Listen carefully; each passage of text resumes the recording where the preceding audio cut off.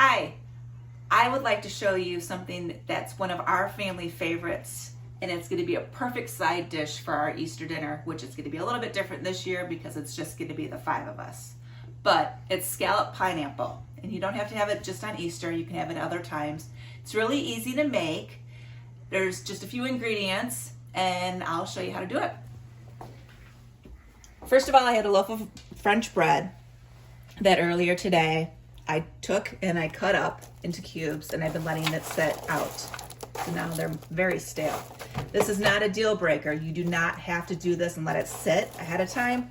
I just had the time because we all have the time right now. So this way it's gonna soak up the custard a whole lot easier. I've got milk, vanilla, sugar, pineapple, and butter, eggs. Pretty easy. I'm gonna take my milk, which is gonna be a cup, a teaspoon or 2 of vanilla, a cup of sugar, the entire can of crushed pineapple, including the juice, and all 4 eggs.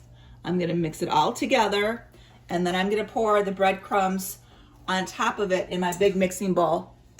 Mix it together, pour it back into this baking dish that I have buttered all the way around.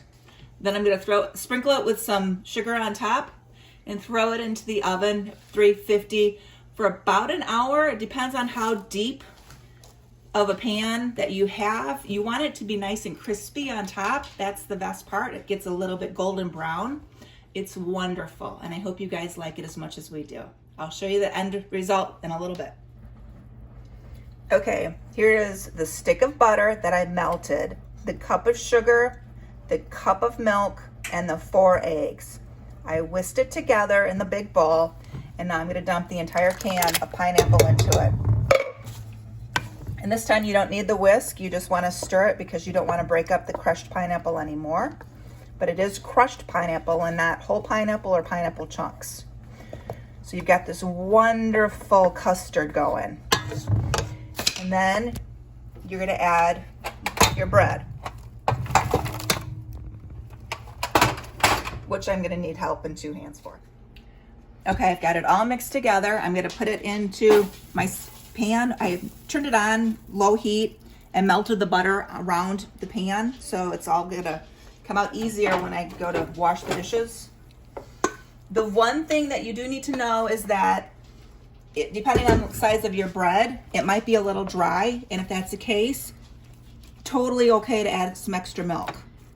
You want it in a layer as thin as you can get because that's what's gonna get it to cook quickly, that's a new word, quickly, and it's gonna get the crispiness. That's why we do it in a bigger pan, because we all like the crispy top part of it.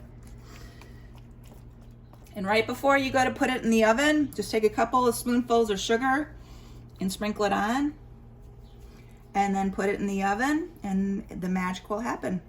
350 for about an hour, but I would definitely watch it depending on if your oven's hotter than mine or you've got other things in it. It might take a little bit longer or go a little bit faster. Okay, so it's been an hour and 20 minutes since I put it in.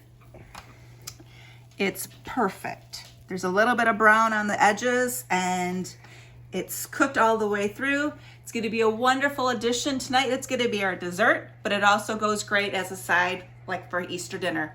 I hope everybody enjoys it. I hope you have a great night, and remember, wash your hands. Bye.